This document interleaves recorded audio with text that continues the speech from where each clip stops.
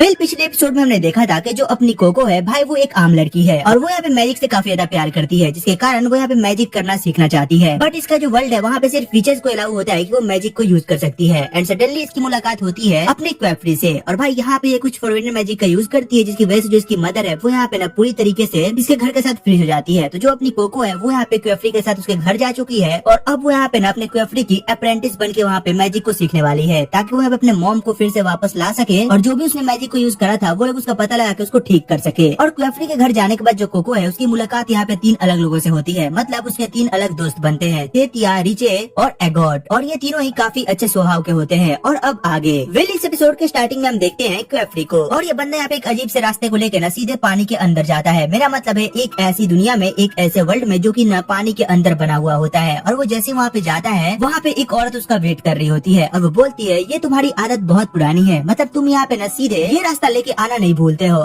तुम्हारी आदत कभी नहीं सुधरने वाली है। और यहाँ पे पीछे से एक लड़की बाहर आती है और ये बोलती है और बताओ क्वेफ्री तुम कैसे हो। क्वेफ्री बोलता है ओह अलाडिया, काफी टाइम हो गया, मतलब मुझे तुमसे मिलकर काफी अच्छा लगा। ये बोलते है कि हाँ और मुझे भी। और ये यहाँ पे ना क्वेफ्री को उठाती है और लगा पे बातचीत करना चालू करते हैं। फिर ये बोलती है मैंने तुम्हारे नए अप्रेंटिस के बारे में सुना। क्वेफ्री बोलता है ओह न्यूज यहाँ पे काफी तेज फैल रही है, खैर क्या ही कर सकते हैं, दुनिया इतनी तेज ट्रेवल कर रही है। और फिर यहाँ पे एलेडा बोलती है शायद उसका कनेक्शन उससे है जिसके बारे में तुम सोच रहे हो, मतलब जिसे तुम कई दिनों से ढूंढ रहे हो, ब्रिम्ड कैप्स के अंदर। और यहाँ पे अपना बंदा उसको थोड़ा घूर के देखता है और फिर वो आगे बोलती है शायद तुम्हें नहीं पता बट यहाँ पे 4 सालों में ना आज तक किसी ने भी यहाँ पे फॉरबिडन मैजिक को यूज नहीं करा है, तो शायद वो यहाँ पे ना एक इम्पोर्टेंट लीड हो सकती है तुम्हारे लिए। फिर ये बोलता है ये उसके बारे में नहीं है, और हाँ वैसे भी वो अभी तक मेरी ऑफिशियल अप्रेंटिस बनी नहीं है, तो उसके बारे में तुम ऐसा कुछ कह नहीं सकते हो क्योंकि मैंने अभी तक उसका कोई टेस्ट लिया नहीं है। ये बोलती है हाँ लेकिन आखिर क्यों। ये बोलते है क्योंकि ये काफी जल्दी होगी और वैसे भी अभी टाइम बिल्कुल सही नहीं है उसके टेस्ट को लेने का। फिर अपनी एलेडा बोलती है हाँ तुमने सही कहा, क्योंकि साल के इस टाइम में जो अपना दादा रेंज है वो यहाँ पे ना पूरी तरीके से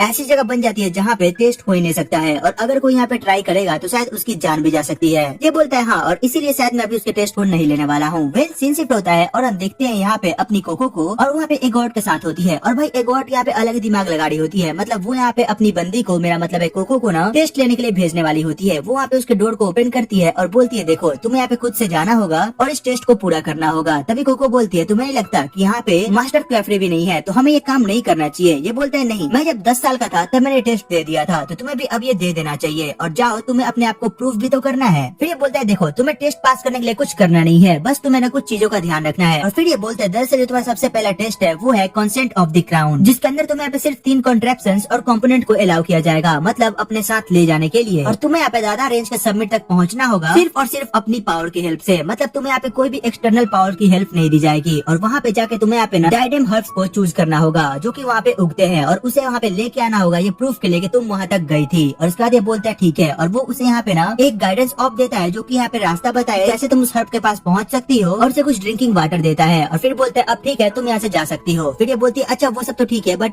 क्या तुम मुझे वो अपने फ्लाइंग वाले जूते दे सकते हो। और भाई जो कोको होती है ना वो इतना क्यूटली अपनी एगोट से बात करती है, मतलब कि भाई इतना क्यूटली बोल रही होती है कि जो एगोट होते हैं वो बोलते हैं कि अरे यार ठीक है तुम मेरे शूज लेके जा सकती हो। और जो अपनी कोको होते है वो यहाँ पे ना एगोट के शूज को लेती है जो कि यहाँ पे उड़ सकते थे और वो यहाँ पे काफी खुश नजर आ रही होती है। वेल अपना एगोट जो होती है वो यहाँ पे ना अपनी कोको को वहाँ से बाहर निकालती है और बोलती है ठीक है फिर तुम यहाँ पे अपने टेस्ट को पूरा करके वापस आना। और हाँ एक और बात, तुम अपना ध्यान रखना क्योंकि अगर तुम इस टेस्ट को फेल करती हो तो फिर तुम यहाँ पे कभी वापस नहीं आ पाओगी। वेल इसके बाद वो अपने गेट को बंद कर लेती है और इधर हम देखते हैं अपनी कोको को जो कि अभी बहुत ज्यादा डर चुकी होती है, मतलब अब वो यहाँ पे क्या करेगी। वेल ये बोलते ठीक है मतलब मेरे पास ना अब कोई पीछे मुड़ने का रास्ता नहीं है, तो मुझे बस अपने ऑर्ब का सहारा लेना होगा ताकि मैं उस हर्ब तक पहुँच सकूँ। और वो ऑर्ब के डायरेक्शन को फॉलो करना चालू करती है और भाई गिरते पड़ते इधर उधर लुढ़कते हुए ना ये फाइनली पहुँच चुकी होती है अब्स के पास तक। और जब ये वहाँ पे जाती है तब इसे दिखाई देते हैं यहाँ पे दादा रेंज, और यहाँ पे पता चला कि दरअसल आखिरकार अभी के टाइम पे यहाँ पे टेस्ट क्यों नहीं ले जाता है, क्योंकि ये जो भी रेंज है, मतलब जो भी ये जमीन के प्लॉट्स हैं ये यहाँ पे हवा में काफी ऊपर तक उड़ते रहते हैं और जो भी यहाँ पे हर्ब्स है ना वो इन्हीं के ऊपर होते हैं, तो यहाँ पे इन्हें तोड़ पाना थोड़ा मुश्किल होता है साल के अभी के टाइम पे, तो इसीलिए अभी यहाँ पे टेस्ट नहीं लिया जाता है। बट जो अपनी एगोट होती है उसने जान के यहाँ पे अपनी कोको को इस टाइम पे भेजा होता है कि वो यहाँ पे ना इस टेस्ट को फेल कर जाए ताकि वो यहाँ पे ना कभी विच ही ना बन पाए। बट वेल अपनी जो कोको है भाई वो हार मानने वालों में से नहीं होती है। वो बोलती है ठीक है अब मेरे पास कोई ऑप्शन नहीं है, मुझे यहाँ पे उसके ऊपर तक जाना ही होगा ताकि मैं यहाँ पे हर्ब को कलेक्ट कर पाऊँ। और वो यहाँ पे ना बोलती है ठीक है मेरे पास यहाँ पे एगोट के दिए हुए जूते हैं तो मैं क्यों ना उनका यूज करूँ। और अपनी जो कोको है वो यहाँ पे उन जूतों को निकालती है और उसे पहन के ना भाई ट्राई तो करती है उड़ने का, बट ये थोड़ा सा उड़ के वापस से नीचे गिर जाती है और फिर से वो यहाँ पे प्रैक्टिस करती है। और भाई वो इस बार ना काफी ऊपर तक जाती है, मतलब वो लगभग उस रेंज तक पहुँच चुकी होती है। और यहीं पे सीन शिफ्ट होता है और हमें दिखाया जाता है फिर से इस पानी के नीचे वाले शहर को। और भाई ये शहर बहुत ही ज्यादा खूबसूरत होता है। आई मीन भाई वो सब छोड़ो, इस एनिमे की जो एनिमेशन है वो सच में यार बहुत प्यारी है। आई मीन लिटरली यार प्यार हो जा रहा है इसके एनिमेशन से मुझे। बिल आगे हम देखते हैं अपने यहाँ पे क्वेफ्री को, और वो यहाँ पे ना कुछ सामान ले रहा होता है, और यहाँ पे जो अपनी एलेरा है वो बोलती है क्वेफ्री तुम अगर यहीं पे रहते ना तो काफी अच्छा होता। आई मीन तुम्हें हर छोटी चीज के लिए यहाँ पे वापस नहीं आना पड़ता, क्योंकि तुम्हें पता है कि विचेस को जो भी चीजें चाहिए होती है ना वो सब यहाँ पे एक साथ मिल जाती है। क्वेफ्री बोलते है कि हाँ मुझे पता है, और शायद उसीलिए मैं अभी यहाँ पे आया भी हूँ। बट खैर रही बात यहाँ पे रहने की ना, तो वो तो होने से रहा, और मैं अपने स्टूडेंट्स के साथ ना बाहर ही काफी खुश हूँ। ये बोलती है वो सब तो ठीक है, बट तुम्हें इस बात का काफी अच्छे से ध्यान रखना होगा कि जो तुम्हारे स्टूडेंट्स हैं वो भी बच्चे हैं, और वो उस एज में है ना जहाँ पे वो कोई भी काम कर सकते हैं अगर वो अकेले छोड़े जाएं। बिल यहाँ पे सीन शिफ्ट होता है और हमें फिर से दिखाया जाता है अपनी कोको को, और भाई ये यहाँ पे ना काफी मेहनत करके ऊपर तक तो पहुंच चुकी होती है, मतलब लिटरली ज्यादा रेंज के पास तक। बट भाई यहाँ पे जैसे ही खड़े होना ट्राई करती है वो स्लिप कर जाती है, और वो यहाँ पे नीचे उसी स्पीड से वापस गिरती है, और ये बचने का कोशिश तो करती है, बट यार बचते बचाते ना ये तब भी पानी के ऊपर गिरती है, और पानी के ऊपर क्या, ये लिटरली पानी के नीचे गिर जाती है। और यहाँ पे उसे एक काफी क्यूट सा ना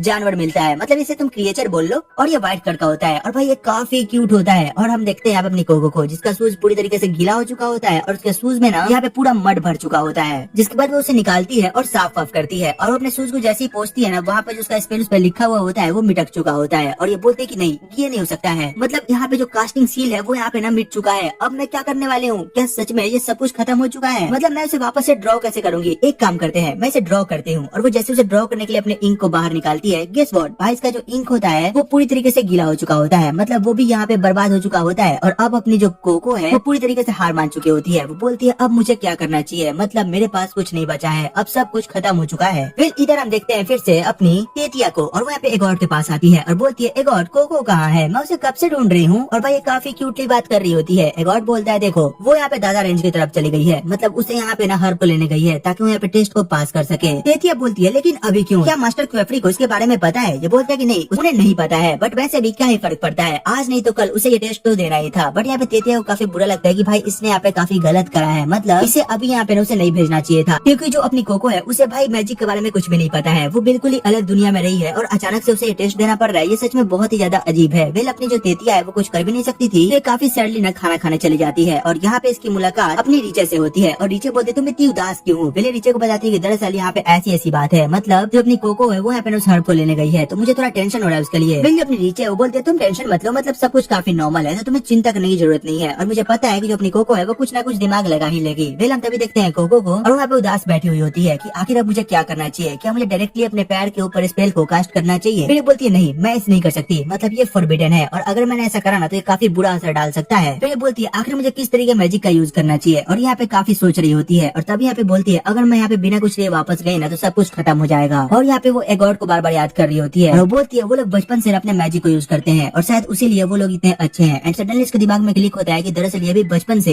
एक चीज को प्रैक्टिस करते आ रही है, और वो होता है कपड़े को काटने की कला। आई मीन ये बंदी यहाँ पे अपनी मदर से जब काफी छोटी थी ना तब से सब कुछ सीखती है कि कैसे कपड़े को काटते हैं, कैसे उसे सीधे काटते हैं वगैरह वगैरह, और ये अब इसी का यूज करने वाली है अपने यहाँ पे आगे की स्टोरी के लिए, मेरा मतलब है आगे की कहानी के लिए। और इसके दिमाग में यहाँ पे काफी अच्छा आइडिया आता है, और सडनली यहाँ पे रियलाइज करते हैं ठीक है अब मुझे यही करना होगा। वेल सीन शिफ्ट होता है और हम देखते हैं यहाँ पे अपनी कोको को, और वो यहाँ पे ना एक कपड़े को फाड़ती है और एक स्टोन में उसको लपेटती है, और उस स्टोन में थोड़ा सा इंक लगा हुआ होता है। ये बोलते बस मैं इसे थोड़ा सा गीला करूंगी और इसे उस कपड़े के ऊपर ड्रॉ करूंगी, और वो यहाँ पे ना अपना स्पेल एक उस पर ड्रॉ करने वाली होती है। और भाई पूरी रात की मेहनत के बाद फाइनली वो यहाँ पे ना एक स्पेल को ड्रॉ कर चुकी होती है, और वहाँ पे उस क्रिएचर से बात करती है और उसे बोलती है तुम्हें पता है यहाँ पे जो एगॉट है उसने मुझे बताया था कि अगर तुम यहाँ पे स्पेल को किसी एक साइड में ज्यादा टिल्ट करोगी, मतलब ज्यादा ड्रॉ करोगी, तो वो उसी साइड में ना उसका असर ज्यादा होगा। तो मैंने यहाँ पे जान के इस कपड़े पे ना एक साइड में ज्यादा हैवी ड्रॉ करा है ताकि वो उसी साइड में उड़ सके, और इसके थ्रू हम यहाँ पे ऊपर तक जा सकते हैं। और जो क्रिएचर होता है वो भाई लिटरली बहुत खुश हो रहा होता है, और वो यहाँ पे ना अपनी कोको के कपड़े में घुस जाता है, और कोको बोलती है तो ओ तुम्हें भी मेरे साथ चलना है, तो ठीक है फिर तुम मुझे कस के पकड़ लेना। और यहाँ पे जो कोको होती है वो उस कपड़े पे ड्रॉ करती है और बोलते चलो फिर मैं यहाँ पे सर्कल को कम्प्लीट करती हूँ। और वो यहाँ पे जैसे उस स्पेल को कम्प्लीट करती है ना भाई इनका जो बोट होता है वो बहुत तेजी से एक ही डायरेक्शन में जाने लगता है। कोको बोलती है क्या मैंने यहाँ पे कुछ गलती कर दी, मतलब क्या मुझे यहाँ पे